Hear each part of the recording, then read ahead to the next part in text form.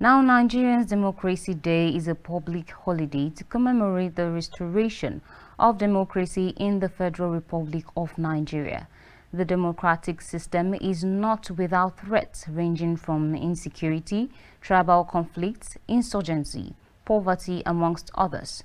However, June 12th was set aside to celebrate when Olusegun Obasanjo took office as the president of Nigeria in 1999, ending multiple decades of military rule. Our correspondent, Ugwala Emanuela, tells us more in this report. Democracy Day marks the day the military handed over power to an elected civilian government in 1999, marking the beginning of the longest continuous civilian rule since Nigeria's independence from colonial rule in 1960. This is talking about the government of the people, by the people, and for the people. And when we're talking about democracy, we are talking about a process whereby the citizens, they have the free will to select whoever that they want to govern them.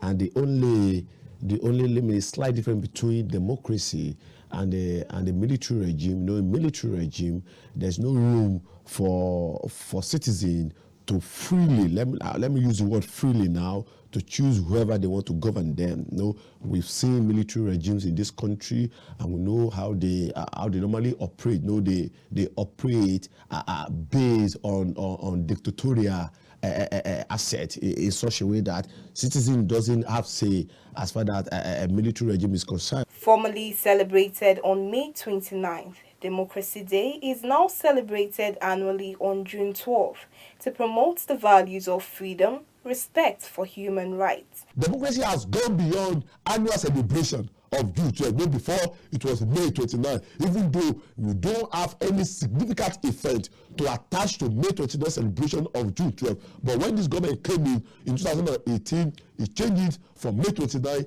to June 12. And we know what happened June 12, 1993, when Nigerians went to poll to elect the president of their choice. Then there wasn't anything like religious imbalance. When you remember that election, it was a ticket of Muslim ticket, and yet Nigerians did not even look at the religious imbalance. They went to poll, they voted for the candidate of their choice, and at the end of the day, the person zoomed to a band as the winner, but due to one thing or the other, the election was annulled. So that's what we are saying. Then, can we have the repeat of what happened in 1993 again? I doubt. The law empowers INEC to declare whoever will be the governor, whoever will be the senator, whoever will be the president of the House of Assembly members. That is the law given by the INEC. When we're talking about democratic system of government, we can't be having the interference of judiciary in our democratic system of government and say that we are practicing true and fair democratic system of government. So we want judiciary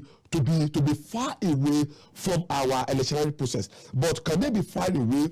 To some extent, the answer is no. Is our democracy, has it developed to a time that we can all relax and say, okay, this democracy now, we can start doing a comparison analysis with what you have in a developing country? To me, and this is my whole view, the answer is no. Our democracy is growing, but is not developing to our desirable art.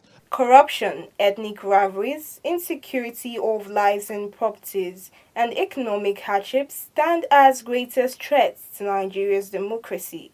And unless Nigerians, especially political leaders, imbibe the virtues of accountability, political responsibility, and financial prudence, the nation's democracy would continue to stagger. It is of an ideal state when your citizens, when you allow them to exercise their rights, as entrenched in the Constitution, when your citizens don't need to fear you, despite that you are a democratic leader, that as a senator, you have not been representing us well.